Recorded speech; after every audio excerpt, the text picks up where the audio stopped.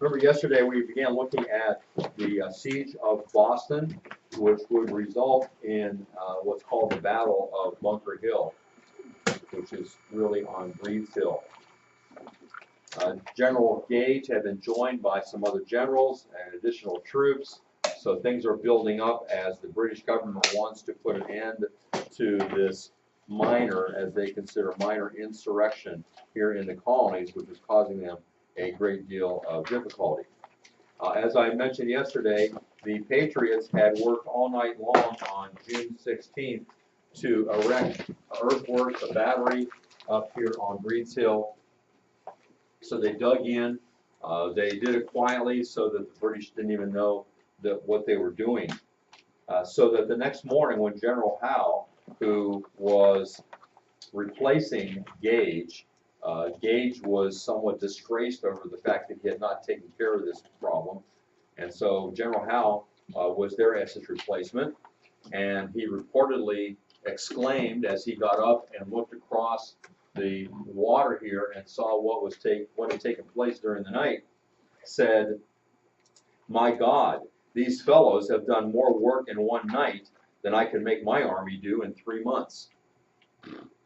Well, Gage, still there, still has somewhat control over the British units, and so he decides one last hurrah, if you will, to make a frontal assault on this position. And so he brings ships out here to bombard the area with artillery, and he is bringing the British soldiers to land here and to attack this position on Breeds Hill.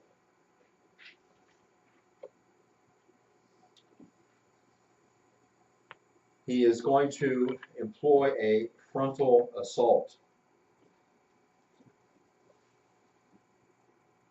As the British were marching across the plain and then up the hill, the command given to the Patriots was, "Don't fire until you see the whites of their eyes." What did that mean? Until they're really close. Why? Why would they be given that command? Caleb? They have little ammunition. Right. He recognized they didn't have a lot of ammunition, so you don't waste it by firing down where you don't know if you're going to hit anybody. Because remember, they're using muskets. Anybody know anything about the accuracy of muskets? They're very inaccurate. Yeah. So the safest place to be, it might seem, in battle, was to be in the sights of somebody's musket. Because if they're aiming at you, you're probably not going to get hit, because they weren't accurate. Does anybody know, by the way, what increased the accuracy of weapons?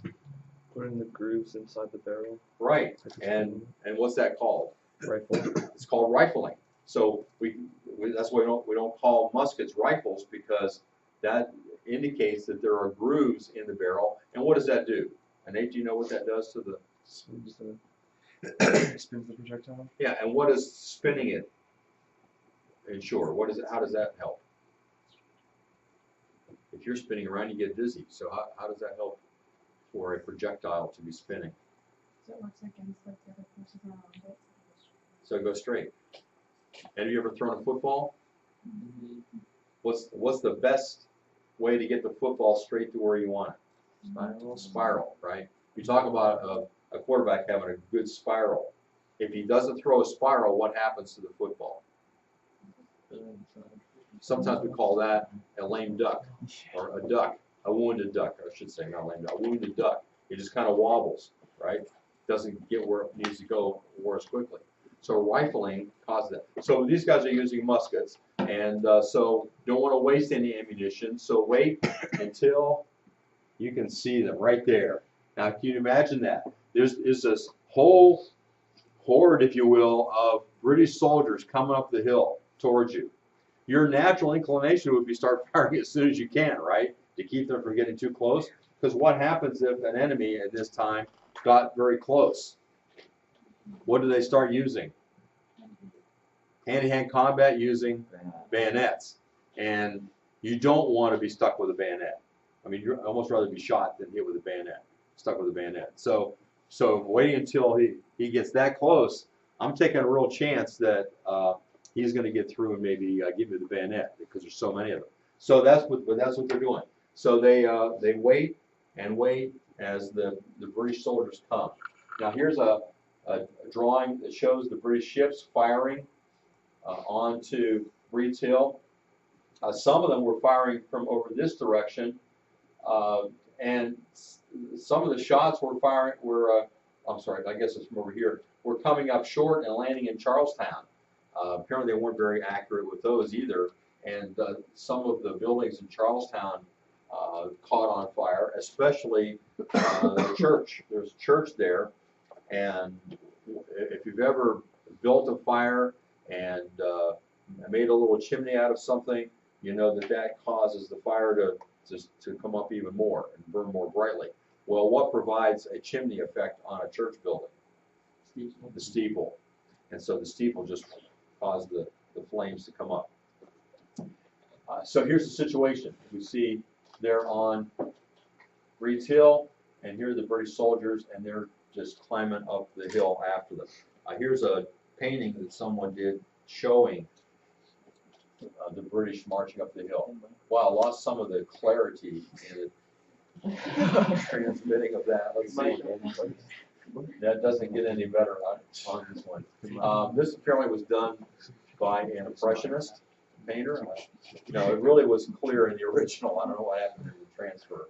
I'll have to redo that one. So Gage has his troops engaging in a frontal assault, just going up the hill.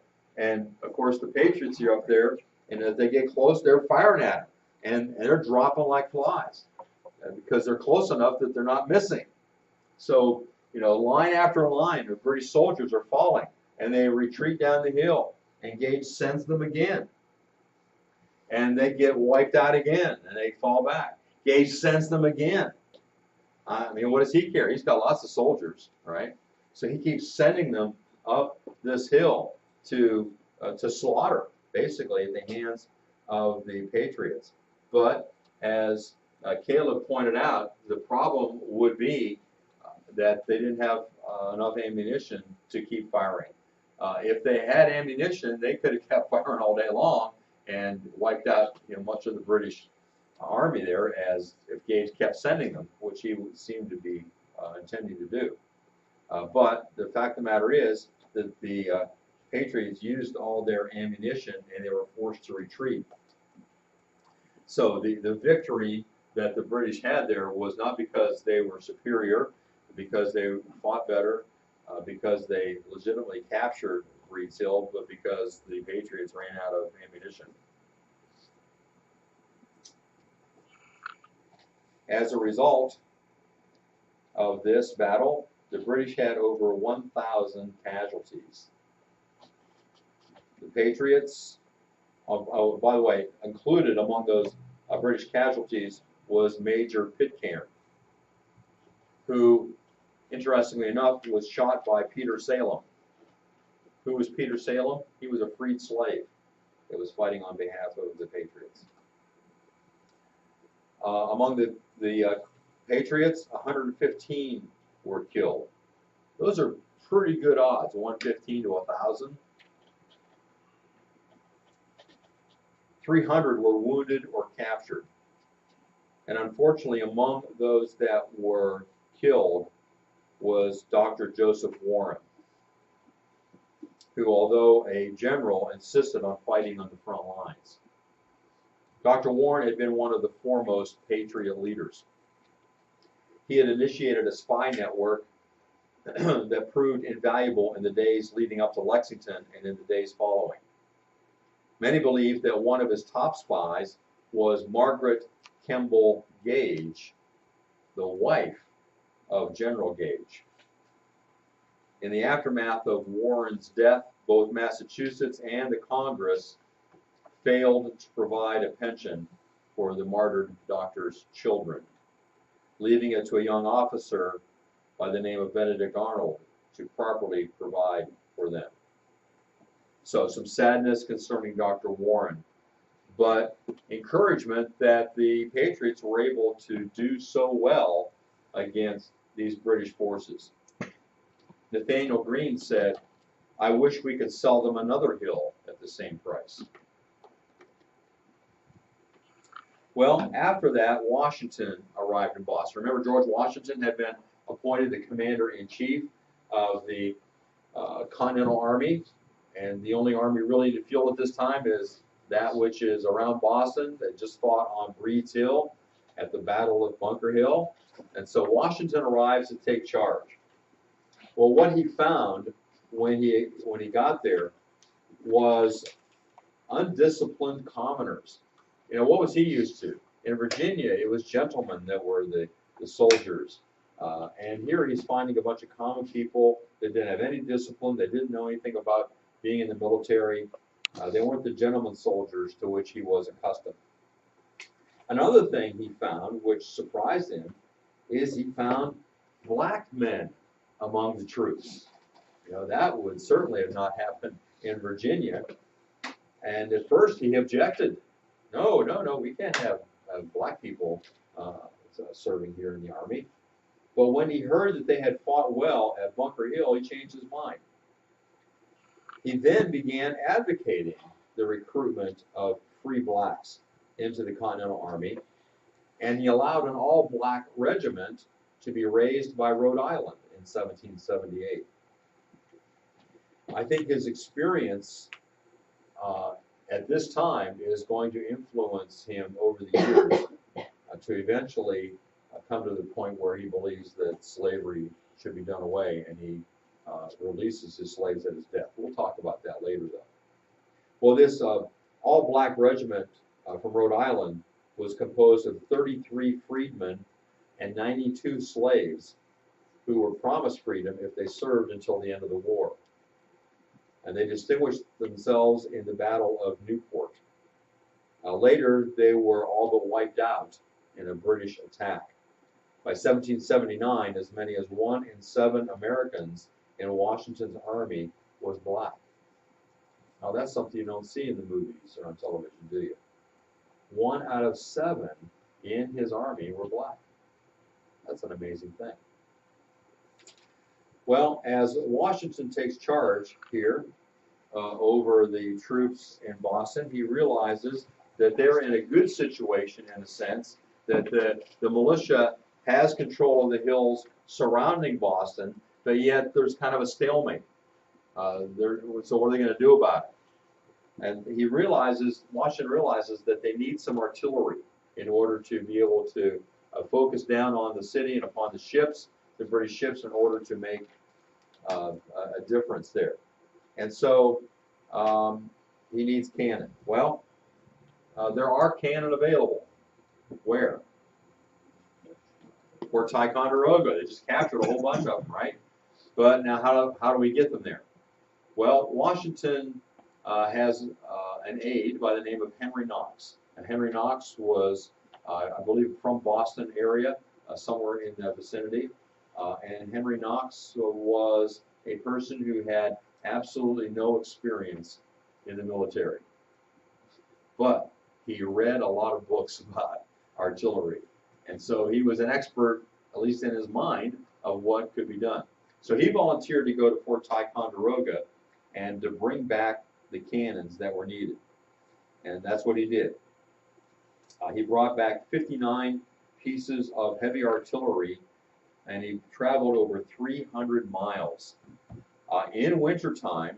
And so often he had to construct sleds for the cannon to rest on as oxen pulled them through the snow, through the mountains of New York, and then over into New England, finally to Boston. And first they had to travel by boats. They went through the skim of ice on Lake Champlain. And then they had 80 yoke of oxen pulling 42 sleds. When he was on Lake George, Knox wrote to Washington that if it snowed, quote, "I hope in 16 or 17 days to be able to present your excellency a noble train of artillery." So basically on the snow might have been better traveling than on carts through the mud. And a Christmas Day blizzard came at just the right time, They gave him the snow he needed to sled the cannon up into the Berkshire Mountains, and then coming down the mountains. You've been on sleds, it's slide down the snow, and so they did that, and they had to use ropes to brake the heavy sleds so they wouldn't go too fast and wreck. So he was able to bring these 59 pieces of artillery all the way from Fort Ticonderoga to Boston, and he arrived in late January 1776. Now, with this artillery now that he's able to Washington's able to place around Boston, facing down on the city, but especially on the harbor where all the British ships were located, Washington basically gave the British a choice. Either I start firing at your ships or you leave. And if you leave, I won't fire at your ships if you promise not to burn Boston, if you leave the city alone. And so that was the deal that was worked out, and so the result was that the British evacuated Boston. And here we see the ships leaving and Washington directing. All right, so this is another victory. Although it's not a battle, it still is a great victory for the Patriots that the British are leaving Boston. All right, any comments or questions about what transpired?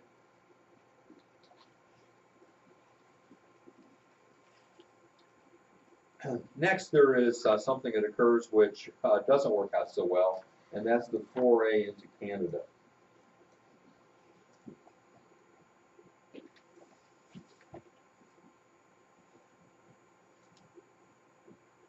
So my notes just jumped.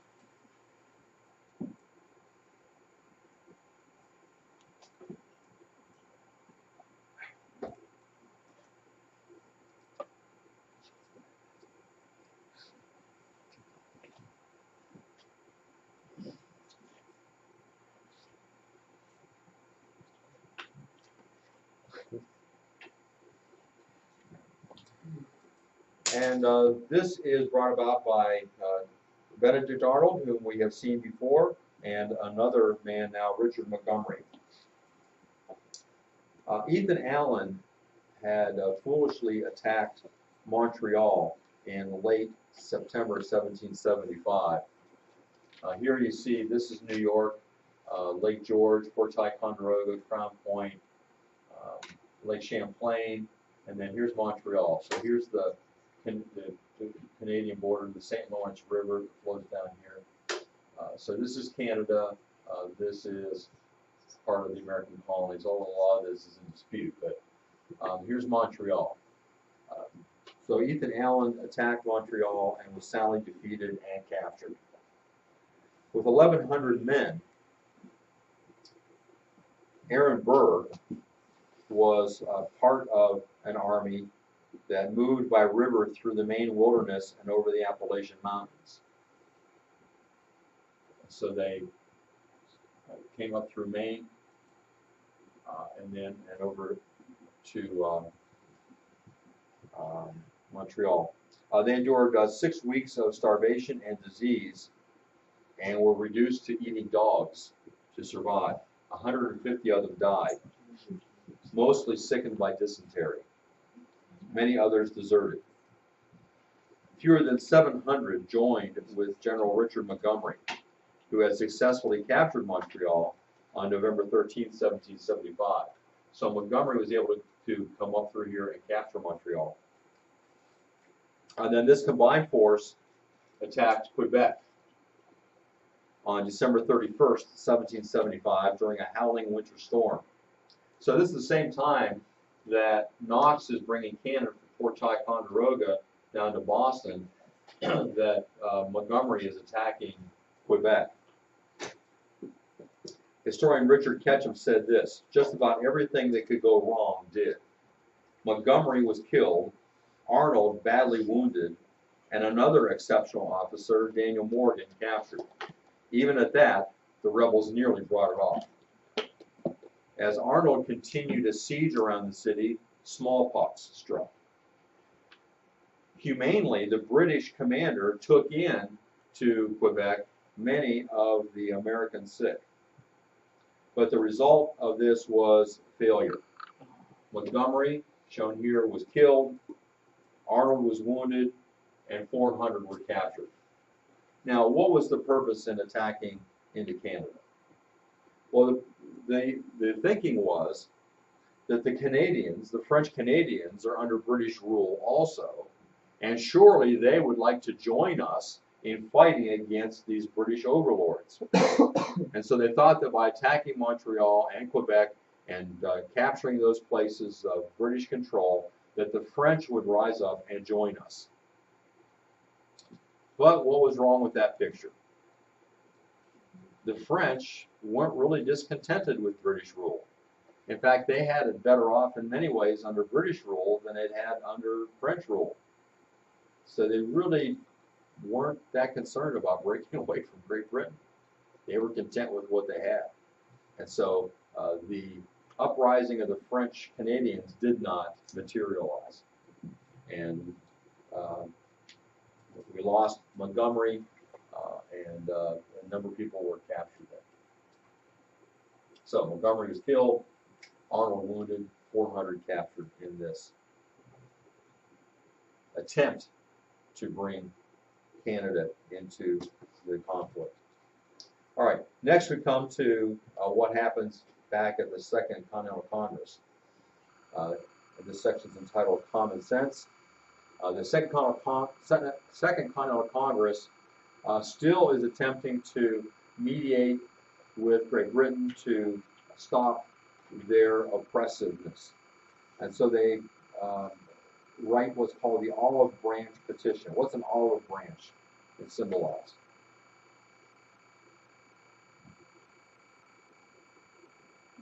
Peace. Where does that come from, by the way? I give an olive branch. Greece. Possibly, but I think it goes back further than that. The idea of an olive branch. Yeah. Remember when Noah sent out birds to see if it was okay to depart from the ark? And the last one he sent out was a dove, and the dove came back with an olive branch. And that indicated it was okay to leave. And somehow that's always been connected with peace. All right, so the Olive Branch Petition, first of all, they pledged loyalty to the king. Now, this is interesting because they also requested that the king intervene with Parliament. Now, can you understand from this what their perspective was concerning the government in Great Britain? I want to give you a chance to see if you can come up with it before I tell you. What does this indicate about what they perceive to be going on in the government of Great Britain? What do you think, Michaela? Yeah. Now, think about this.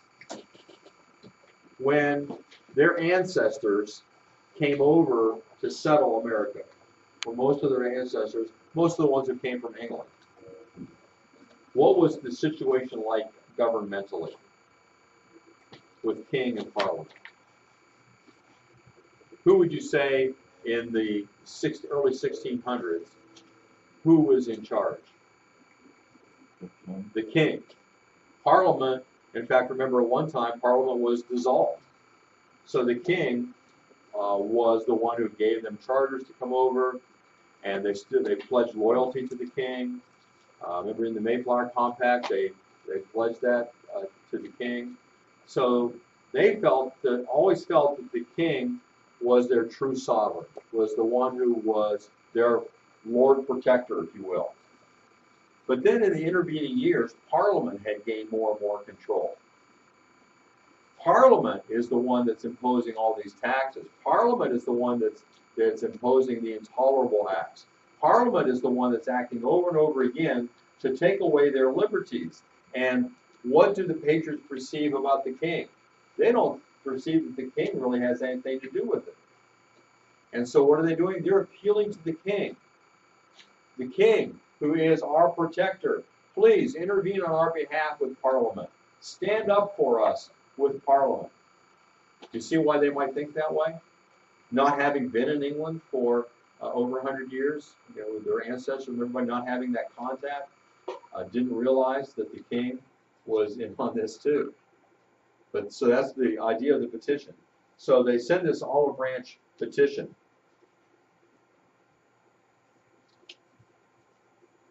And what was the response of the king? They expected the king, possibly expected the king to say, yes, you are my people. I'm going to help you. But in reality, let's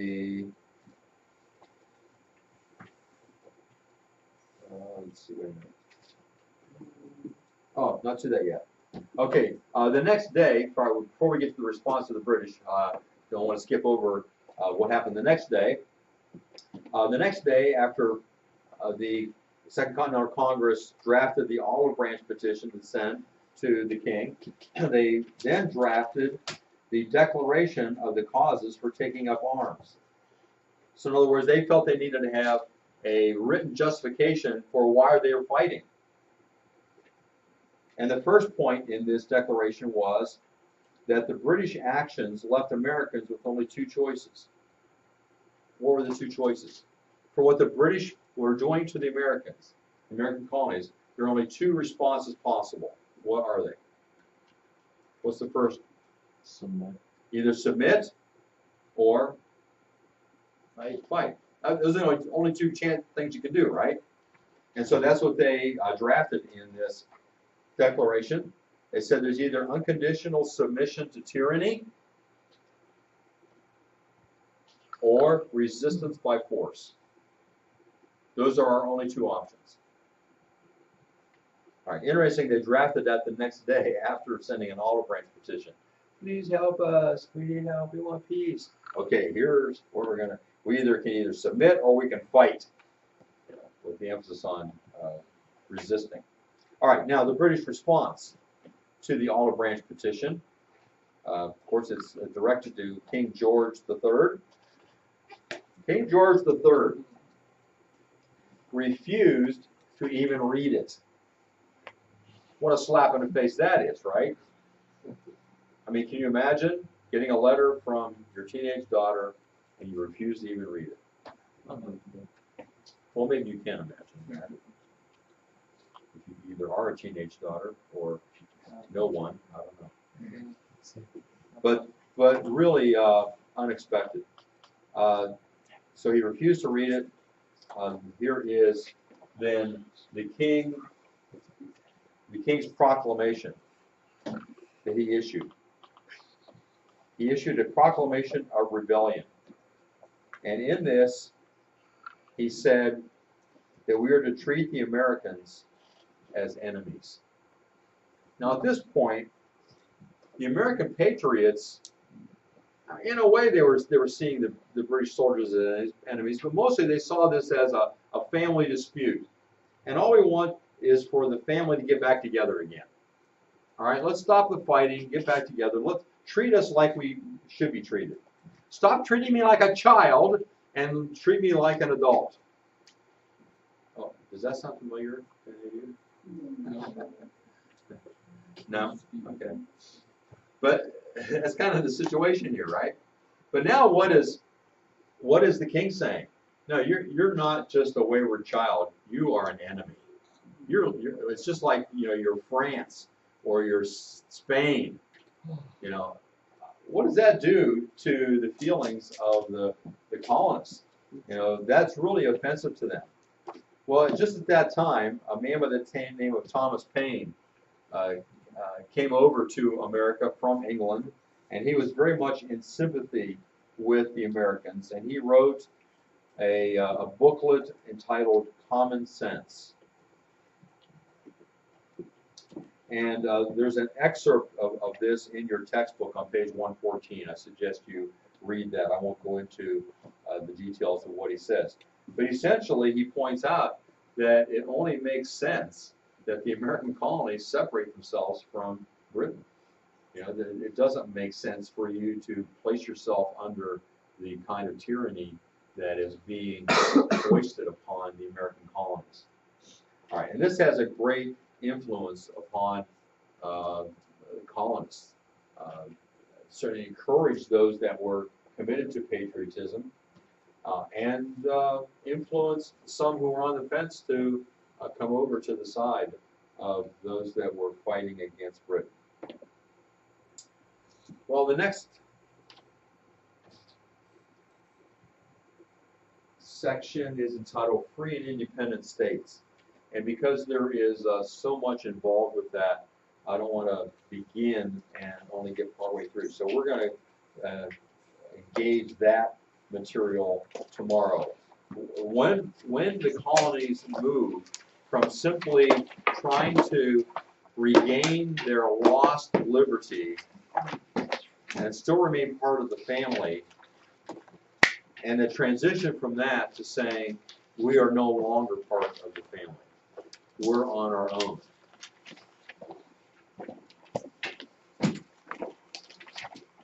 Make sure that you're looking over your notes day by day. In fact, if you do as I've suggested, and that is teach your notes to somebody else every day, you'll find that it will benefit you. I don't want to call out anybody's name in particular, but I talked to somebody recently whose grades really went up, and asked how that happened, and it's because the student began to teach every day what they've learned that day. So if you do it, it works.